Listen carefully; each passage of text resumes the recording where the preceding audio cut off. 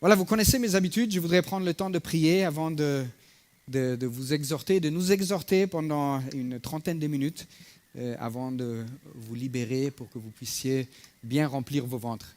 Est-ce qu'on est d'accord avec ça? Excellent. Seigneur, nous voulons te dire merci. Merci pour la bonté. Merci pour ta fidélité. Merci pour ta grâce. Parce que sans elle, où serions-nous? Merci parce que tu es venu à notre rencontre avant que nous puissions nous-mêmes venir à toi. Tu t'es révélé, Seigneur, du plus grand au plus petit, Seigneur, et tu t'es montré comme l'auteur de la vie, le concepteur de la vie, l'architecte de la vie et la plénitude de la vie. Et Seigneur, je te prie pour toute personne qui n'a pas encore fait ce choix de t'embrasser comme la source véritable. Seigneur, qu'aujourd'hui soit le jour de salut. Père, je te prie pour ce temps de prédication, que, Seigneur, nos oreilles soient attentives, que nos cœurs puissent être pleinement ouverts, afin de recevoir cette sémence, qu'elle produise du fruit qui demeure et du fruit qui produit encore davantage de fruits. Merci de dépasser mes incompétences, mes insuffisances et juste de parler, Seigneur, à chaque personne dans cette salle ce matin, dans le nom de Jésus. Amen. Amen. Vous connaissez probablement ce proverbe africain qui dit « Il faut tout un village pour élever un enfant ». Et je voudrais dire peut-être il faut toute une église pour faire un disciple. Vous savez, on a dans notre famille un petit groupe WhatsApp qu'on a intitulé « Notre tribu ». Et dans la tribu, on échange, on s'envoie des petits messages des uns et des autres. Et puis hier soir, avant que la famille se déplace pour venir, on a une petite vidéo de notre petit dernier, Kezia. Et puis dans la vidéo, Kezia, il y avait l'heure de la vidéo, 9h45, on voit un petit garçon. Et puis il est là, « Semoule, semoule !»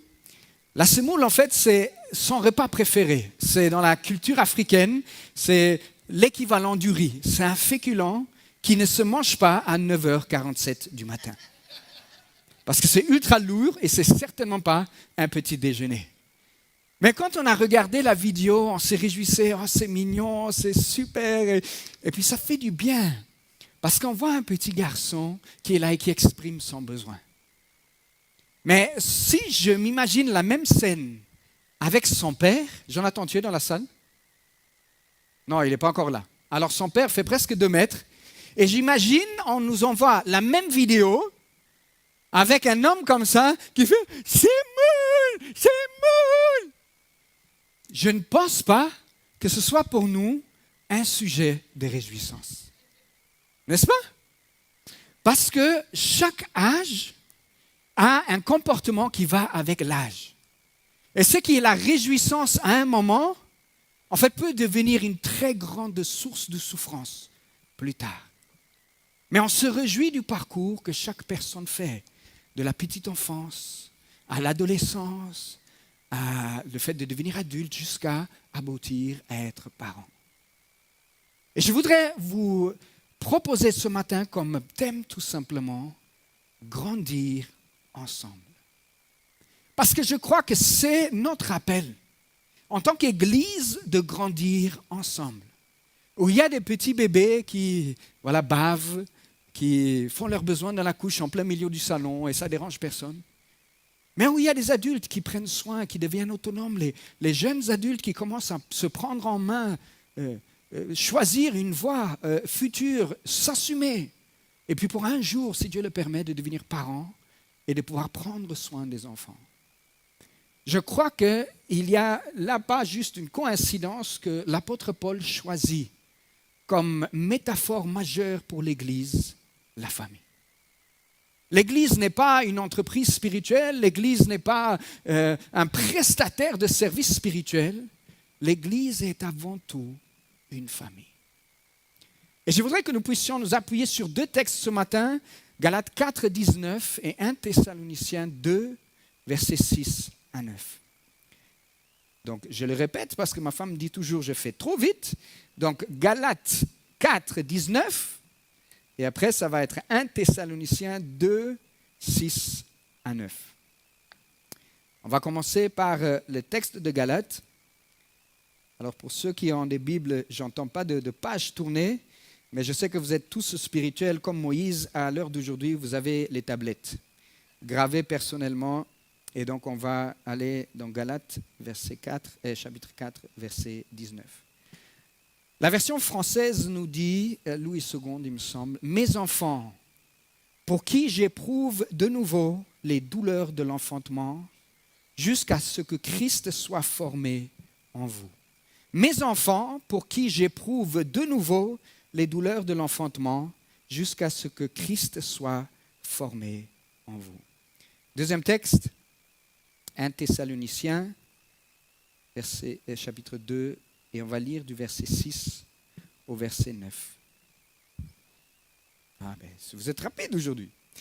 Nous n'avons point cherché la gloire qui vient des hommes, ni de vous, ni des autres. Nous aurions pu nous produire avec autorité comme apôtres de Christ. Mais nous avons été pleins de douceur au milieu de vous. De même qu'une nourrice ou une mère prend un tendre soin de ses enfants, nous aurions voulu, dans notre vive affection pour vous, non seulement vous donner l'évangile de Dieu, mais encore nos propres vies, tant vous nous étiez devenus chers. Et je me permettrai, au fil de la prédication, de faire quelques modifications par rapport à ce texte, parce qu'il y a certaines choses qui sont mieux traduites, ou en tout cas mieux illustrées dans la version originale. Mais on va y revenir. Est-ce qu'on est ensemble ce matin? Est-ce que nous avons envie de grandir ensemble? Amen. La première chose que je voudrais tirer de ce texte, et j'ai déjà fait allusion à ça, qu'on grandit dans un contexte familial. Vous entendez le langage de Paul, il ne dit pas « je suis votre superviseur et je vous ordonne ». Il s'adresse aux Galates en disant « mes enfants ». Le langage est celui de la famille. Quand il dit « j'éprouve des douleurs d'enfantement », c'est une image d'une mère qui accouche. Dans le Thessaloniciens, on a la même chose, cette image d'une mère qui couvre ses enfants, qui prend soin d'eux, qui les nourrisse. L'Église est une famille. Et je crois qu'à l'ère d'aujourd'hui, on a besoin de le souligner davantage.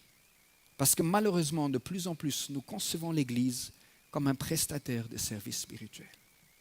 Peut-être vous dites non, ça c'est, moi je crois dans l'Église, dans la famille, mais regardez un peu comment nous nous comportons.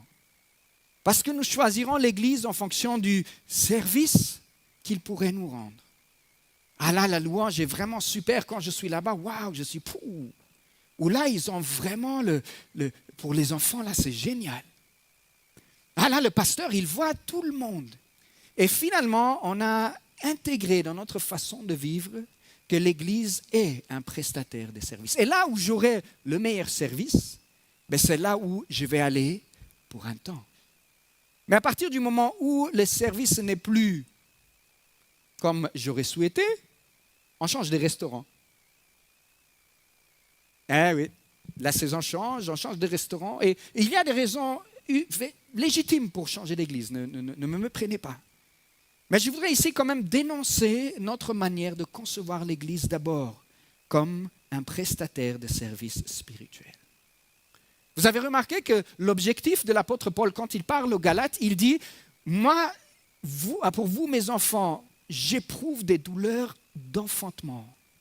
Pour quelle raison? Jusqu'à ce que Christ soit formé en vous. » Et là, depuis pour vous qui nous suivez depuis un certain temps, vous savez que la vie chrétienne a un seul objectif et un seul. Quelle que soit la chose que tu fasses, il y a un seul objectif pour la vie chrétienne. C'est de devenir semblable à Jésus. Paul, il ne dit pas non pour que tu puisses exceller juste en... Il te dit ce pourquoi j'éprouve des douleurs, c'est parce que je veux voir Christ formé en toi. Devenir disciple de Christ, ça veut dire être des apprentis de Jésus. Dans l'Église aujourd'hui, on pense que peut-être l'Église peut m'aider à accomplir le projet que j'ai. Et ce n'est pas mauvais. Peut-être que Dieu peut m'aider à faire en sorte de résoudre mes problèmes familiaux. Et ce n'est pas quelque chose de mauvais. Mais ce n'est pas l'objectif principal du Saint-Esprit dans nos vies. L'objectif de l'Écriture, l'objectif du Saint-Esprit, c'est de faire en sorte que nous deviennons davantage semblables à Jésus-Christ. Mais pour être semblable à Jésus-Christ, il faut d'abord être avec lui. Pour devenir comme lui, pour finalement être en mesure de vivre comme lui. Nous voulons le produit fini, être comme Jésus, mais en fait, on ne veut pas prendre le temps pour être avec lui. Et du coup, on dit, donne-moi la solution, envoie-moi le lien, 4 étapes à être parfait, ou 2 solutions pour résoudre tous tes problèmes, ou comment garantir que toute parole, toute prière va être exaucée. C'est l'ère du temps dans lequel nous vivons. Et Paul nous dit, mon objectif, c'est avant tout que Christ soit formé en vous. Quel que soit le travail que tu fais, quel que soit ton niveau social, quel que soit ton arrière-plan, l'objectif pour nous tous, c'est que Christ soit formé en nous. Est-ce que j'ai une congrégation ce matin ici? Amen? Et nous regardons que cet objectif-là se poursuit dans un contexte familial. Ce n'est pas avec un coach sportif, ce n'est pas avec quelqu'un que je paye pour me donner d'augmentation de performance. C'est dans un contexte familial où j'ai des frères et sœurs, où j'ai des enfants, ou des plus jeunes de la foi, où j'ai des parents spirituels. Et c'est dans ce contexte-là où Paul dit, je veux que nous puissions ensemble grandir jusqu'à ce que Christ soit formé en nous. Je voudrais que vous puissiez retenir de ce premier point que grandir ensemble se fait en famille. Premièrement, que notre objectif de croissance, c'est de devenir semblable à Jésus et que le contexte que Christ a choisi est le contexte de la famille. Simple, hein? Simple comme bonjour, dirait quelqu'un. Mais ce qui est simple n'est pas toujours facile à mettre en pratique. Et je disais à quelqu'un, il me disait, c'est super, je connais la Bible, non, j'ai lu tout ça. Je dis, c'est bien de connaître toute la vérité. Mais la transformation de ta personne, de ta vie ne réside pas dans ta connaissance de la Bible. Elle réside dans l'application de cette connaissance. Tu peux connaître le texte, le citer en grec, en hébreu, tout ce que tu veux, mais à moins de le mettre en pratique, ta vie ne changera pas. Deuxième point, grandir ensemble, on le fait en partageant la vie. Et là, je voudrais revenir sur le texte de 1 Thessaloniciens, si on peut l'afficher à nouveau. Et ça sera surtout à partir du verset 7, je vais lire. Mais nous avons été pleins de douceur ou au milieu de vous. De même qu'une nourrice prend un tendre soin de ses enfants, nous aurions voulu, dans notre vive affection, nous donner non seulement l'évangile de Dieu, mais encore nos propres vies. Et là, permettez-moi de faire une petite correction de trajectoire peut-être. Au niveau de la traduction, la meilleure traduction rendue, vous comparez avec le texte grec, ou même vous pouvez le lire dans les propositions anglaises, c'est « nous vous aimions tellement que nous avons choisi non seulement de partager l'évangile avec vous, mais de partager nos vies avec vous. » Ce n'est pas « nous aurions voulu et nous n'avons pas pu », non. Nous vous avons tellement aimé que oui, nous avons annoncé l'évangile, mais vous avez fait plus que ça, nous avons décidé d'investir nos vies dans les vôtres. On ne peut pas être transformé ou grandir en famille s'il n'y a pas de présence. Comment est-ce que tu veux élever un enfant sans être présent? Comment tu vas manifester de l'amour sans être présent? Et c'est comme ça, vous lisez Paul après Paul, quand l'épître après épître, je désire vivement d'être avec vous. Je voudrais vous annoncer ces choses en personne. Et ici, nous trouvons encore l'idée que non seulement nous vous avons annoncé, et l'Église est bien pour annoncer, sur les réseaux sociaux, sur tout ce qu'il faut, mais qu'en est-il de partager la vie avec? Imaginez-vous votre vie de famille connectée uniquement par un écran. Imaginez. Et on bénit Dieu pour la possibilité que les gens ont de suivre sur YouTube. Mais tout ce qui est du digital a pour objectif simplement de renforcer les relations en présentiel. Tu ne peux pas aimer un écran. Tu peux aimer des personnes. Et la vie, c'est plus facile devant un écran. Parce que devant un écran, tu n'as pas besoin de prendre en compte l'âge de la personne qui est en face de toi. Tu n'as pas besoin de supporter les rôles des uns et des autres. Tu n'as pas besoin de voir des enfants changer de couche. Tu n'as pas besoin de tout ça parce que tout est derrière bien assez. Ce que tu vois ne te plaît pas. Prou, prou, prou. Dans l'église, tu ne peux pas faire personne, next, choup, choup, choup. Ah, celui-là, je veux. Dans une famille, on ne se choisit pas. C'est Dieu qui nous a choisis. Dans l'église, on ne se choisit pas. C'est Dieu qui nous a choisis. Et le cœur de Dieu se réjouit quand les enfants de Dieu viennent ensemble dans un même lieu, quelles que soient les différences qu'on peut avoir. Est-ce que vous êtes toujours là? Je vais peut-être commencer à prêcher plus dans la caméra. Peut-être il y a des amens derrière la caméra, je ne sais pas. Si on veut grandir ensemble, il nous faut de la présence.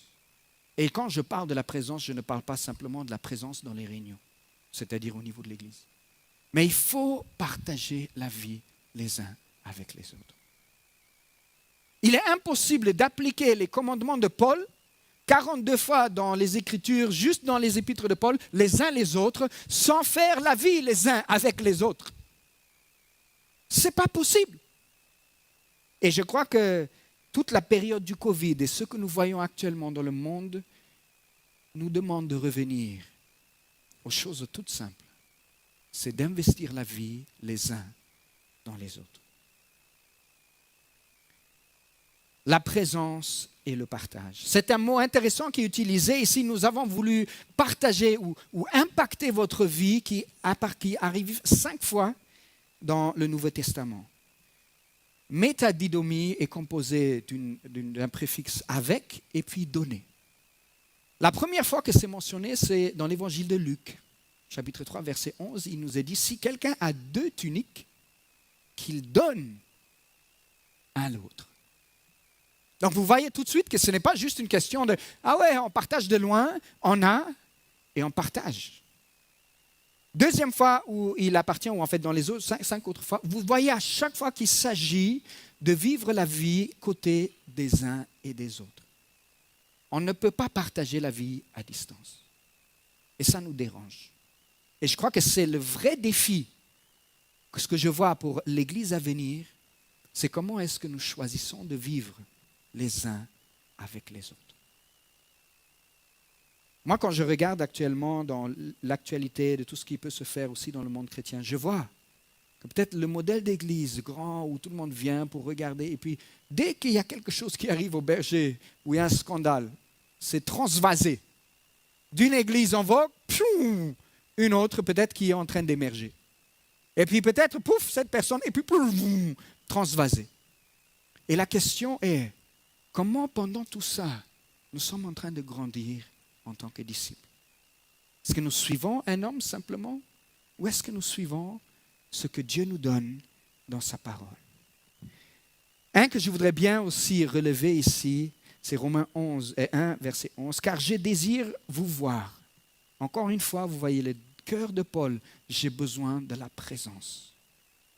Afin de vous communiquer quelques dons spirituels pour que vous soyez affermis. Le verbe communiquer là, c'est le même métadidomie. Pour partager, impacter, vous donner, être avec. Pose-toi la question, est-ce que tu veux vraiment être avec? Ou est-ce qu'on n'a pas trouvé un confort trop facile, trop simple dans ce qui est disponible à l'écran aujourd'hui? Encore une fois, l'écran est bien, mais il a une place particulière. Et avant de clôturer, ça nous amène justement au 3e point. Grandir ensemble nécessite du travail. Dans ce que Paul dit quand il parle de « j'ai éprouvé des douleurs d'enfantement », est-ce qu'il y a des femmes qui ont accouché avec ou sans péridurale? Parce que je sais que... non, toi pas.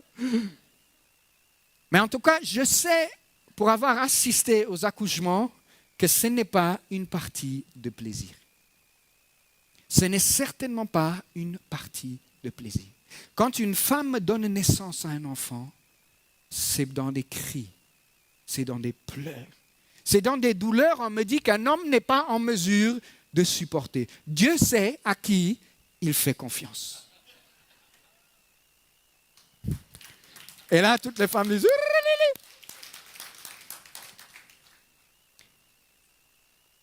La deuxième image est là, c'est la question de la nourrice, la femme qui prend soin. Vous savez, un bébé, il ne demande pas votre avis.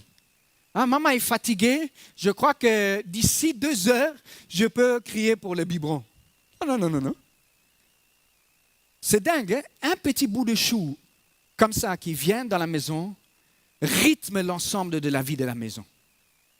Quand je vois des personnes avec un bébé voyager, le papa chargé comme une mule, là, poussait tous. Je dis, mais tout ça pour un petit bout de chou. On ne lui a pas demandé son avis. Il dit, non, je suis là, prenez soin de moi. J'ai faim, donnez-moi à manger. Avec tout l'amour, j'ai lu un article récemment qu'apparemment 1/3 des femmes avec des enfants en bas âge souffrent de burn-out maternel. Et je comprends pourquoi. Et quand je pense aux familles monoparentales, je me dis, mais je ne sais pas comment vous faites. Parce qu'il y a de quoi péter un plomb, soyons vrais. Mais la réalité est que ce n'est pas quelque chose qui est facile. Grandir dans une famille, prendre soin les uns et des autres n'est pas une partie de plaisir. Et si toute notre vision de l'Église est focalisée sur qu'est-ce que je peux en tirer, en fait, on ne pourra jamais grandir dans une posture de parents. Pour pouvoir grandir ensemble, Paul nous dit, j'aurais pu m'imposer comme apôtre. J'ai toute la légitimité de m'imposer en tant que tel. J'ai cette autorité spirituelle. Mais elle dit, je choisis de faire autrement. Et c'est intéressant parfois de regarder les textes. Vous savez, dans la tradition du Nouveau Testament, on a eu cette Bible-là par des manuscrits. Et parfois, il y a des petites variantes dans les manuscrits en fonction de la tradition.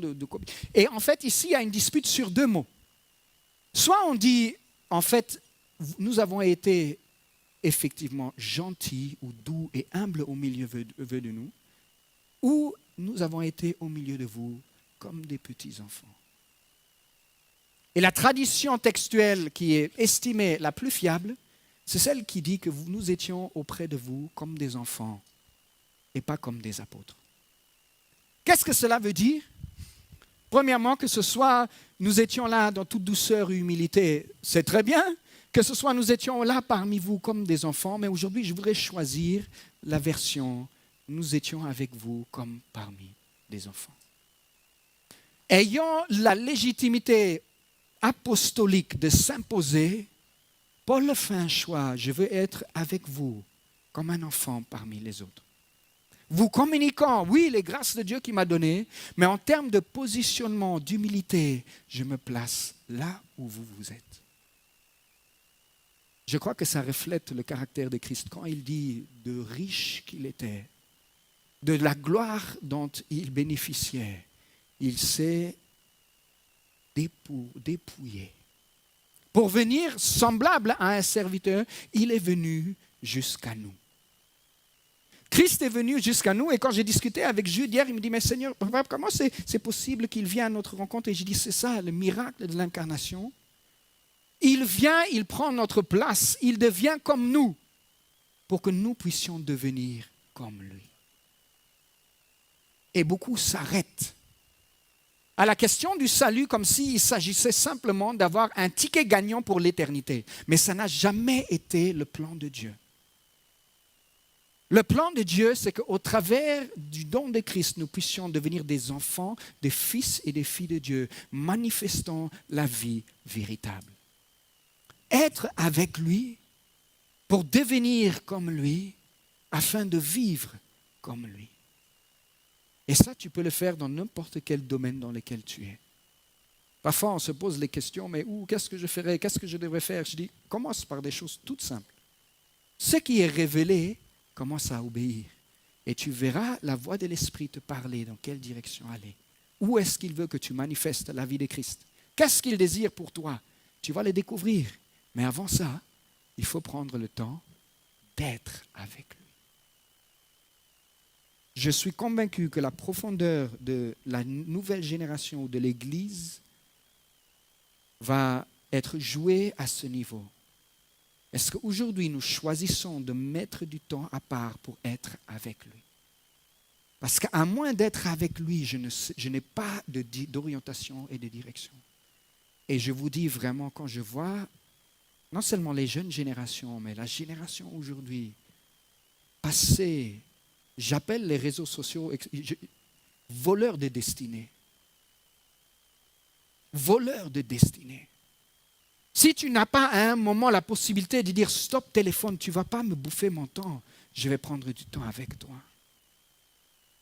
Vous ne pouvez pas accomplir l'œuvre de Dieu pour vos vies. Et je crois qu'aujourd'hui, ce n'est pas juste les jeunes générations, c'est nous tous. On peut les utiliser à bon escient, mais attention, que ces choses ne nous volent pas. Chaque heure que tu passes devant les réseaux, tu ne la passes pas là où tu peux construire ton avenir. Chaque heure que tu regardes des vidéos là sur TikTok et YouTube, c'est une heure perdue. Et encore, qu'est-ce que tu te mets dans la tête au travers de cela? Donc, grandir ensemble nécessite du travail avec de l'humilité et de la bienveillance.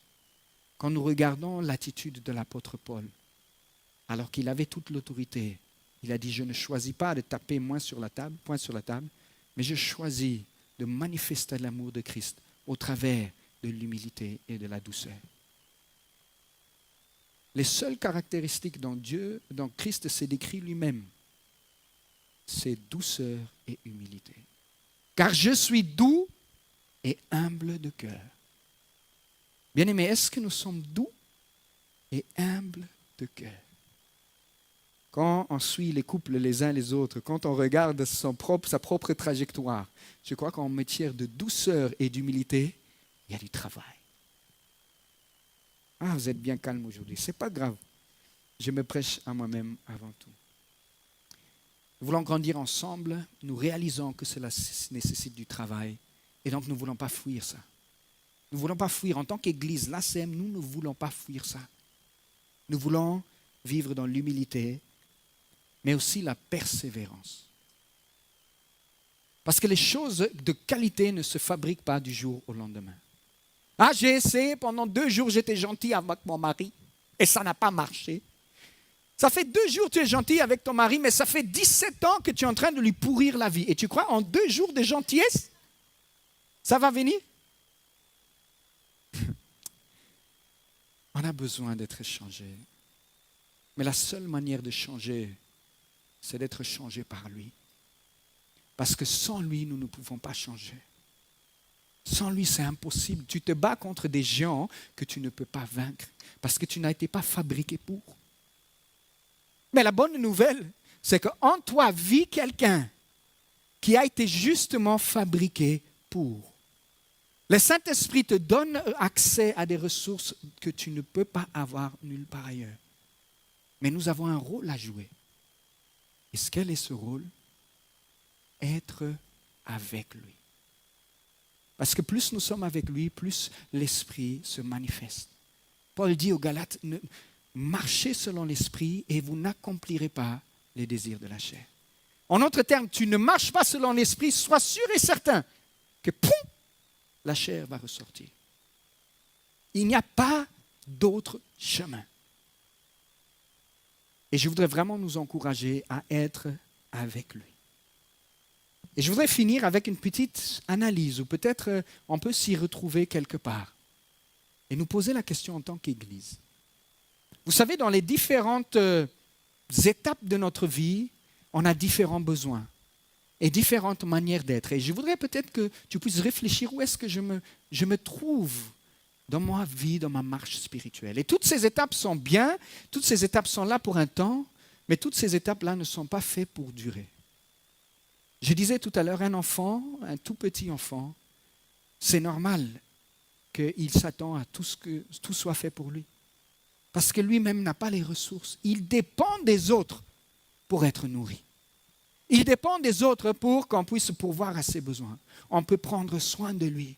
Mais quand on le fait, cet enfant commence à grandir. Et vous allez voir proportionnellement que quelqu'un commence à grandir, c'est la dépendance des parents qui diminue et elle s'est transférée de plus en plus la dépendance sur lui-même et puis finalement la dépendance vraiment vis-à-vis de Dieu. Cette trajectoire de dépendre des autres à savoir se prendre en charge lui-même et puis après, c'est toujours de grandir sans la dépendance vis-à-vis de Dieu, mais surtout quand on arrive au stade de parents. Ce n'est plus être autonome, juste, mais c'est de donner ou de devenir une source pour les plus petits.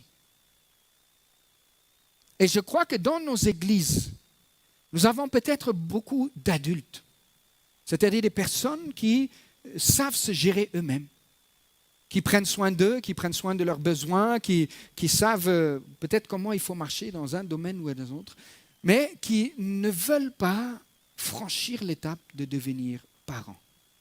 Et quand je parle parents, je parle d'attitude spirituelle. Vous savez comment je remarque ça?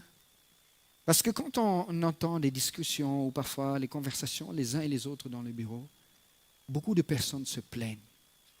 Se plaignent des uns et des autres, se plaignent de l'état de l'Église, se plaignent de lui. Et je pose toujours la question, ok, c'est bien, je comprends, tu te plains. Il y a quelque chose qui ne va pas. Mais est-ce que tu t'es posé la question, comment est-ce que toi, tu peux être une source d'amélioration? Tu vois quelqu'un qui a un comportement immature et tu te plains. Mais est-ce que tu t'es dit, si cet enfant a besoin peut-être d'être accompagné, d'être encadré, je ne connais pas sa vie, je ne sais pas qu'est-ce qui se passe, mais peut-être derrière ce comportement-là, il a un besoin d'être enraciné. Je vais commencer à le suivre. Et je voudrais que tu puisses te poser la question, est-ce qu'aujourd'hui, tu vis la vie d'église, la vie de la famille spirituelle comme viens parler à mon besoin, viens répondre à mon besoin. Et tu connais l'étape de la vie spirituelle dans laquelle tu te trouves. Et c'est une bonne étape. Mais il ne faut pas y rester. Il ne faut pas y rester. On grandit, on mûrit, et puis oui, je deviens responsable. Quelqu'un me disait, notre philosophie familiale pour éduquer nos enfants, c'est de faire ce chemin. La dépendance vis-à-vis des parents, leur apprendre la dépendance vis-à-vis de Dieu et la responsabilité de leurs actes. Je crois que si on a ça comme prisme d'éducation, on a une bonne charte sur laquelle on peut marcher.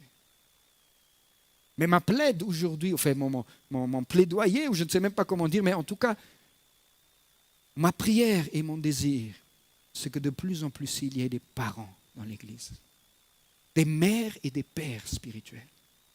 Et je sais que ça, parfois, ça fait frissonner parce qu'il y a une mauvaise histoire avec ça. Je ne parle pas d'emprise, je ne parle pas de contrôle. Je parle d'une attitude de cœur qui est là pour aider les autres à grandir. Nous n'aurons jamais, et heureusement que nous n'aurons jamais une église avec que des parents. Parce que ça veut dire que nous ne faisons pas d'enfants. Ça veut dire que de nouveaux ne peuvent pas venir. Quand tu vois quelqu'un qui ne connaît rien au Seigneur et tu le vois, il sort, peut-être il est en train de fumer sa cigarette ou en train d'insulter quelqu'un au téléphone, plutôt que d'être « Ah !» Je dis, je sais, c'est un bébé, il n'a pas encore fait la marche. Ne toise jamais quelqu'un ici parce qu'il vient habillé de façon inappropriée, parce que peut-être il ne sait pas encore mieux. Qu'est-ce que nous voulons être et devenir comme Église? Est-ce que nous voulons être un prestataire spirituel? Ou est-ce que nous voulons être la famille de Dieu qui partage la vie les uns avec les autres? Dans quel but?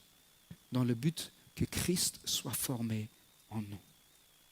Je voudrais qu'on puisse se prendre un petit temps de prier, juste pour que Dieu nous fasse mûrir et grandir. Réfléchis à l'étape dans laquelle tu es. Accepte que si tu es encore bébé, que tu as besoin d'être conduit.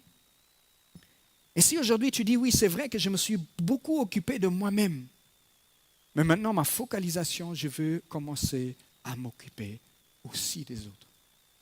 Et c'est ça l'étape des parents et de la fécondité spirituelle. Est-ce que tout va bien?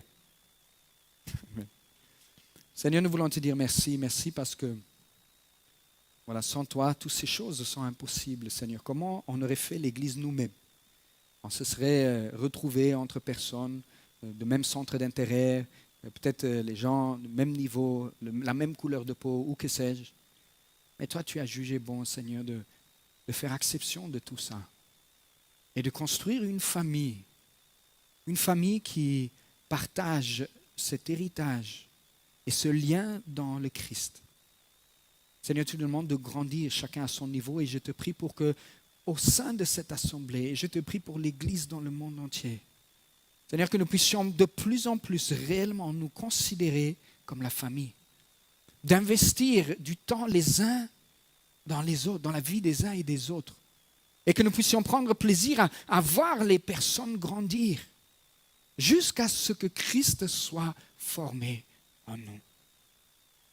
Donne-nous d'être disciplinés pour prendre du temps avec toi, parce que c'est le seul moyen de devenir comme toi, et puis finalement de manifester la vie à laquelle tu nous appelles.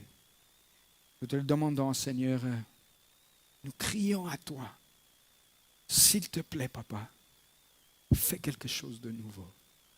Dans le nom de Jésus-Christ, Amen.